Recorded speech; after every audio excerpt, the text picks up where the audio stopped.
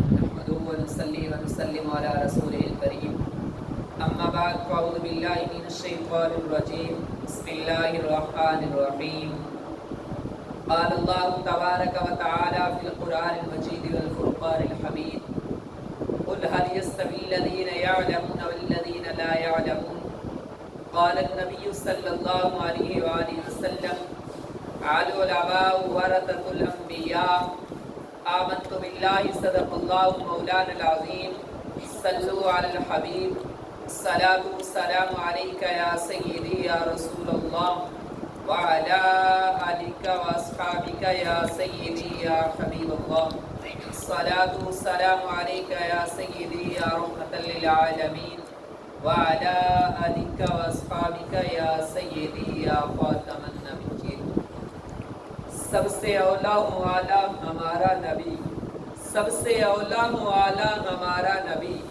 سب سے بالا والا ہمارا نبی، اپنے آقا اپنے مولا کا پیارا ہمارا نبی، کیا خبر کتنے تارے کھلے چھپ گئے پر نہ ڈوبے نہ ڈوبا ہمارا نبی، سب سے اولا والا ہمارا نبی، سب سے بالا والا ہمارا نبی، اپنے مولا کا پیارا ہمارا نبی۔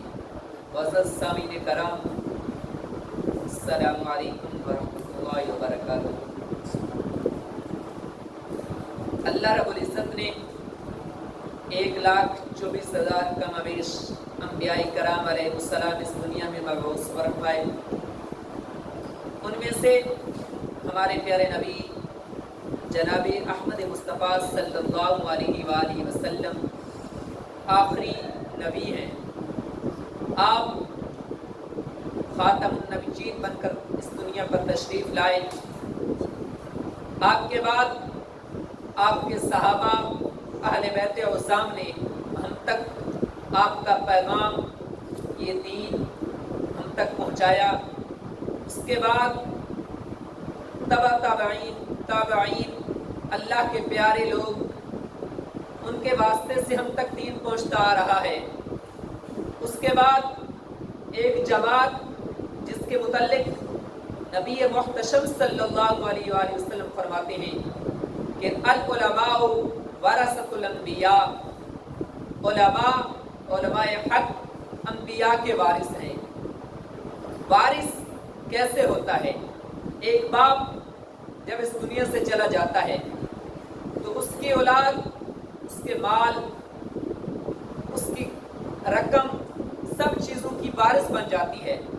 اب اولاد دو طرح کی ہوتی ہے، ایک تو اپنے باپ کی جو وراثت ملی اسے محفوظ کرتی ہے اور آگے بڑھاتی ہے، اس میں اضافہ کرتی ہے، اور ایک وہ کم بخت اولاد ہوتی ہے کہ جو والدین اس کو وراثت میں دے کر جاتے ہیں وہ اسے ختم کر دیتی ہے، کھیل کود میں لہو و لعب میں لگا دیتی ہے، وہ کم بخت اولاد ہوتی ہے۔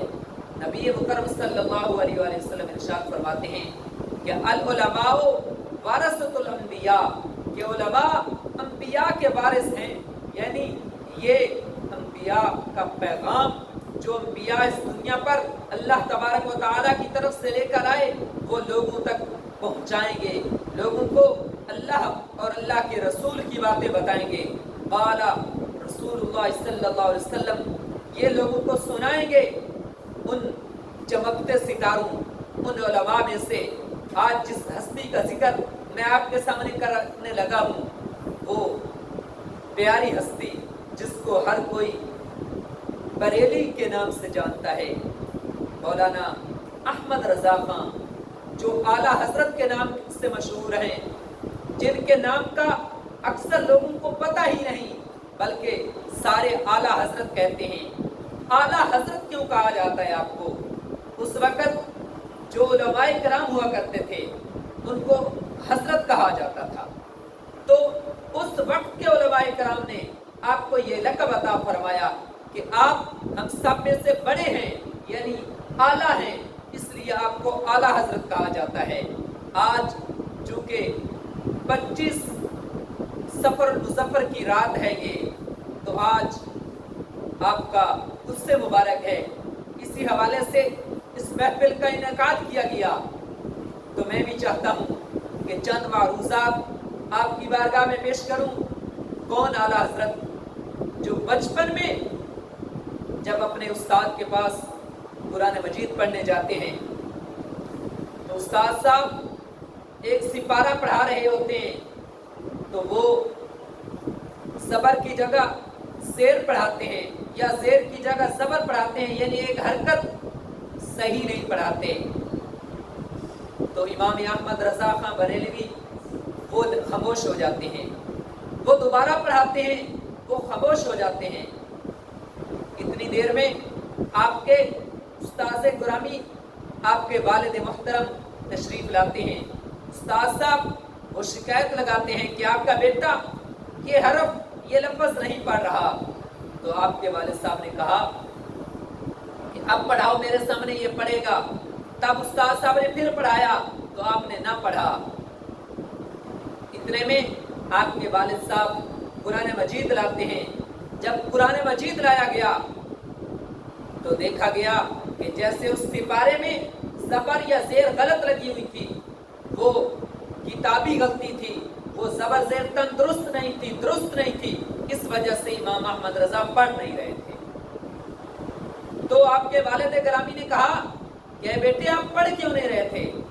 तो इमाम अहमद रज़ा फरमाते हैं, अब्बा जान मैं तो पढ़ना चाहता था, लेकिन मेरी ज़ुबान मुझे इजाज़त नहीं देती थी कि मैं गलत कुरान मजीद पढ़ूं। कौन? इमाम अहमद रज़ा, जो 8 साल की उम्र में जब हदायतुन नहव, जो नहव की मशहूर किताब है, वो पढ़ते हैं तो उसकी अरबी शरह लिख देते हैं। कौन? इमाम अहमद रज़ा, जो 14 साल की उम्र से भी पहले फतवा नवीसी शुरू कर देते हैं और सबसे पहले 13 साल और चंद माह में एक फतवा लिख देते हैं। कौन? इमाम अहमद रज़ा, जो तकरीबन 1000 किताबों के मुसन्निफ हैं। कौन? इमाम अहमद रज़ा, जो 50 से ज़्यादा अलूम पर महारत तामा रखते हैं। कौन? इमाम अहमद रज़ा, जो सादात के साथ इस तरह मोहब्बत करते हैं कि कोई उनकी मिसाल भी नहीं बन सकता। एक मशहूर वाक़या कि एक बंदा आपकी दावत करता है, आप उस वक़्त अलील थे, बीमार थे, आप माजरत करते हैं, वो दूसरे दिन आता है। इसी तरह वो तीसरे दिन आता है। जब वो तीसरे दिन आता है तो वो कहता है कि ए मौलाना साहिब, मैं आपके पास उस वक़्त एक चारपाई तरह का एक आला था जिसमें उठाया जाता था, बुजुर्गों को, बड़ों को कंधों पर उसे रखकर उठाया जाता था। तो उसने इसरार किया कि कल मैं वो भेजूंगा और आप ज़रूर मेरे घर तशरीफ़ लाना। आपने मान लिया। तो दूसरे दिन वो चारपाई टाइप वो लाई गई। तो जब वो लाई गई तो 4 बंदे पकड़ने वाले थे। तो जब उन्होंने उठाया तो एक साइड झुक जाती है। तो इमाम अहमद रज़ा फरमाते हैं, तुम में से सैयद कौन है? सब खामोश हो गए। आपने दोबारा दोहराया कि तुम में से सैयद कौन है? तो एक बंदा, अल्लाह का प्यारा, वो कहता है कि हुजूर मैं सैयद हूँ, मैं हुजूर की आल का एक अदना सा बंदा हूँ। तो इमाम अहमद रज़ा खान फरमाते हैं कि तूने इसको क्यों उठाया हुआ है? तो उन्होंने वजह पेश की कि मैं एक मजदूर आदमी हूँ, तो मैं मजदूरी की गर्ज से ये काम कर रहा हूँ। तो इमाम अहमद रज़ा खान नीचे उतर आते हैं और उस सैयद को ऊपर उठाते हैं और अपने शागिर्दों को साथ लगा के उस सैयद को अपने कंधों पे बिठा के वहाँ तक ले जाती हैं। और उसके बाद बात यहाँ ख़त्म नहीं होती, बल्कि आपने खुद भी जितनी ज़िंदगी रहे अपने बेटे को भी हुक्म दिया कि इसे अपने मदरसे का तालिब इल्म बनाओ। और मदरसे का तालिब इल्म बनाने के बाद जो इसको उजरत मिलती है, यानी जितने पैसों से इसके घर का निज़ाम चलता है, वो इसे हर महीने देने हैं। अपनी ज़िंदगी में भी ये करवाते रहे और उसके बाद अपने बेटे को वसीयत करके गए कि जब तक ये अल्लाह के प्यारे बंदे सैयद पाक जिंदा रहे तब तक ऐसे करता रहना, ऐसे प्यार और मोहब्बत करने वाले सादात के साथ और हुजूर के सच्चे आशिक कि जिनकी नातें आज दुनिया भर पढ़ती है और जिनके सदके आज हर मस्जिद में ये पढ़ा जा रहा है कि मुस्तफ़ा जान रहमत के बिलाकुम सलाम, कौन आला हजरत जिसकी मैं ही नहीं, हमारे अहले सुन्नत ही नहीं बल्कि गैर मसलालिक के लोग भी आपकी तारीफ किए नहीं रह सकते। वो आला हजरत के जो मक्का मुकरमा में एक मसला पेश आ गया तो सब उसके से आजिज आ गए, तो इमाम अहमद रज़ा खान ने उसे हल फरमा दिया। और हिंदुस्तान में ये जो नबी मुकर्रम सल्लल्लाहु अलैहि वसल्लम को हाजिर नहीं नाज़िर नहीं मानते, उस वक़्त जब आप जिंदा हयात थे तो वहाँ जाके शिकायत की कि हमारे हिंदुस्तान में एक मौलवी है और वो अकीदा सही नहीं रखता। तो वक़्त के बादशाह ने इमाम अहमद रज़ा खान को अपने पास बुलाया और कहा कि मैंने सुना है कि तेरा अकीदा ठीक नहीं। तो इमाम अहमद रज़ा खान फरमाते हैं कि मैं इसकी वज़ाहत कर देता हूँ, इसके बारे में एक किताब लिख देता हूँ, अगर आप कहते हैं तो मैं हिंदुस्तान जाकर लिखूँगा और अगर आप कहते हैं तो मैं इधर लिख देता हूँ। तो वक्त के बादशाह ने कहा कि आप इधर ही लिख दें। तो आपने मक्का मुकरमा के दरवाजे के साथ या दीवार के साथ टेक लगाकर वो पूरी किताब लिख दी, जिसमें कुरान, हदीस और आइमा के अकवाल मौजूद थे, जो अपने वक़्त की बेमिसाल किताब थी। तो बाद में आपके तलामज़ा ने आपसे पूछा कि उस्ताद साहब आपके पास कोई किताब तो थी नहीं, तो आपने कहाँ से देख के लिखा, अल्फाज सुनिए। तो आप फरमाते हैं कि मैंने जब इरादा किया लिखने का, दरवाजे के साथ या दीवार के साथ टेकी लगाई तो मैं लिखता गया और हुजूर मुझे लिखवाते गए। ये है इमाम अहमद रज़ा। जब आप दूसरी मरतबा हरमैन शरीफैन जाते हैं तो वहाँ जाकर आप इल्तिजा करते हैं, या रसूल अल्लाह, ख्वाब में तो आपने दीदार करवाया है, जागती आंखों से भी दीदार हो जाए। एक रात कोशिश की लेकिन ऐसा ना हुआ। दूसरी रात आपने नात लिखी और उसमें ये कहा कि ये एक अदना सा कुत्ता है, इसको ये कहाँ शर्फ हासिल हो सकता है कि हुजूर का दीदार हो। बस वो सच्चे दिल से तरफ थी तो हुजूर जागते हुए तशरीफ ले आए और अपनी ज़ियारत कराई। ये हैं इमाम अहमद रज़ा खान फाज़िल बरेली। हमारी जिंदगियां ख़त्म हो जाएंगी, नबी का दीन कभी ख़त्म नहीं होगा। इमाम अहमद रज़ा खान बरेलवी वो हैं कि जिन्होंने अहले सुन्नत व जमात पे इतना काम किया, इतना काम किया कि जिसकी कोई मिसाल नहीं मिलती। मिसाल के तौर पर हम अल्लाह तबारक व तआला के बारे में हमारा ये अकीदा है कि अल्लाह रब्बुल इज़्ज़त वहदहु ला शरीक है, उसका कोई शरीक नहीं।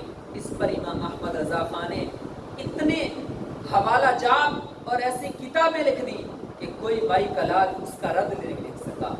हमारा ये अकीदा है कि नबी मुकर्रम सल्लल्लाहु अलैहि वसल्लम गैब जानते हैं, अल्लाह तबारक व तआला की तरफ से अता की वजह से आप गैब जानते हैं। तो आपने इस पर इतने हवाला जात और इतने दलाइल लिख दिए कि कोई भाई कलाल उसका रद्द नहीं लिख सकता। इसी तरह बेमिसाल ऐसी मिसालें हैं। अल्लाह तबारक व तआला हमें भी उस आशिक रसूल के साथ मोहब्बत और प्यार करने की तौफीक अता फरमाए। आखिर में दुआ है कि खालिक लम यज़ल हमेशा हमें प्यारे नबी मुकर्रम सल्लल्लाहु अलैहि वसल्लम की सुन्नत के मुताबिक ज़िंदगी गुजारने की